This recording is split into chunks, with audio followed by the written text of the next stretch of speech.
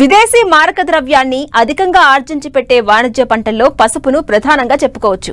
తెలుగు రాష్ట్రాల్లో 81,445 హెక్టార్లలో సాగవుతుంది. దాదాపు 4 నుండి 5 లక్షల టన్నుల దిగుబడి సాధిస్తున్నాం. ఇప్పటికే పసుపు దుంప తీతలు మొదలయ్యాయి. ఈ సమయంలో నాణ్యమైన పసుపు ఉత్పత్తికి చేపట్టాల్సిన యాజమాన్యం గురించి ఇప్పుడు తెలుసుకుందాం.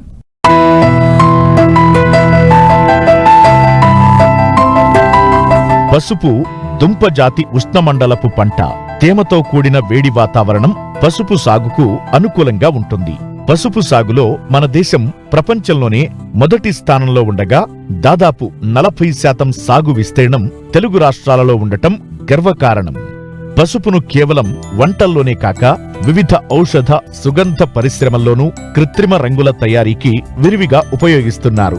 సరైన యాజమాన్య పద్ధతులను పాటిస్తే పసుపులో అధిక దిగుబడులను సాధించవచ్చంటున్నారు కమ్మరిపల్లి పసుపు పరిశోధనా స్థానం శాస్త్రవేత్త డాక్టర్ మహేందర్.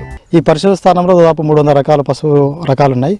దాంట్లో ముఖ్యంగా 30 నుంచి 35 రకాలు అనుకూలమని మేము ట్రయల్ లాగా వేయడం జరిగింది. ఆ పరిశోధన ప్రకారం అయితే ఒక 6 నుంచి 7 రకాలు చాలా తెలంగాణకు అనువైన రకాలు మంచి దిగుబడి ఇస్తున్నాయి. హై కురికిమిని వస్తున్నాయి, అదేవిధంగా అధిక దిగుబడి కూడా వస్తున్నాయి.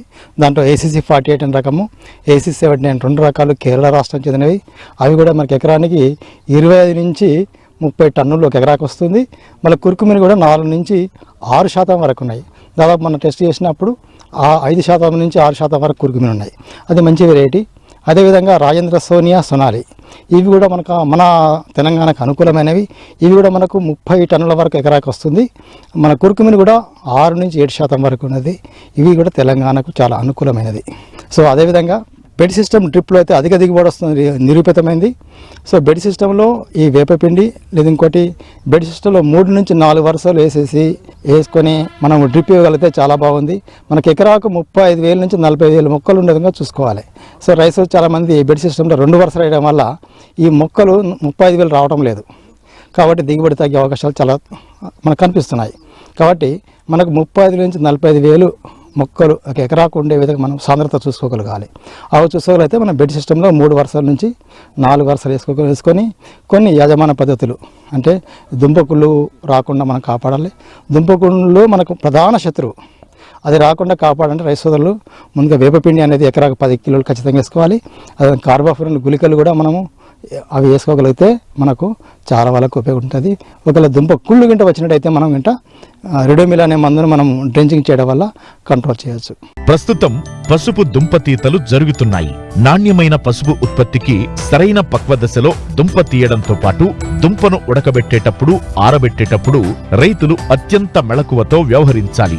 ఆధునిక టెక్నాలజీ అందుబాటులో ఉండటం వలన రైతులకు ఖర్చు తగ్గడంతో పాటు కూలీల కొరతను సులభంగా అధిగమించే అవకాశం ఏర్పడింది. తాత ముత్తాతల నుంచి అంటే కొన్ని 100 సంవత్సరాల నుంచి పెడుతున్నాం కాబట్టి మాకు పసుపు ఆర్మూర్ ప్రాంతంలో మాకు ఈ పంట విధానం మీద చాలా అనుభవం ఉంది.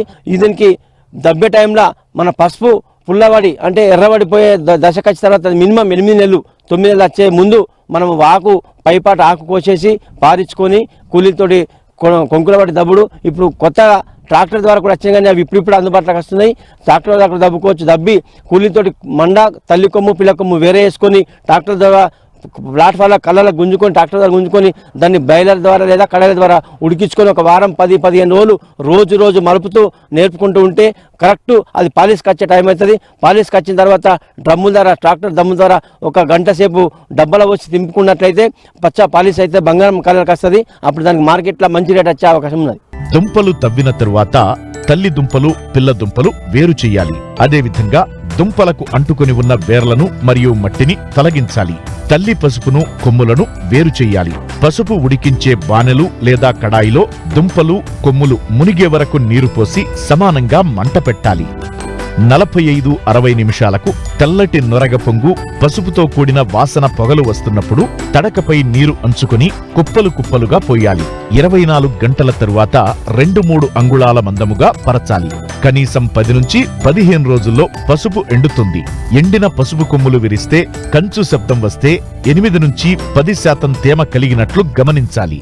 ఎండిన దుంపలు కొమ్ములు మెరుగుపెట్టు డ్రమ్ములలో లేదా ట్రాక్టర్కు అమర్చిన మెరుగు డ్రమ్ములలో పాలిషింగ్ చేసుకోవాలి. ఆఖరు దశలో మెరుగు పెట్టేటప్పుడు పసుపు పొడిని నీళ్లలో కలిపి కొమ్ములపై చిలకరించితే ఆకర్షణీయంగా కనబడి మంచి ధర పలుకుతుంది. పాలిషింగ్ అయిన దుంపలు కొమ్ములను ఎగుమతి దృష్ట్యా శుభ్రమైన నేత గోనె సంచులు వాడాలి. లోపల పాలిథిన్ పూత ఉన్న గోనె సంచులను వాడటం శ్రేయస్కరం.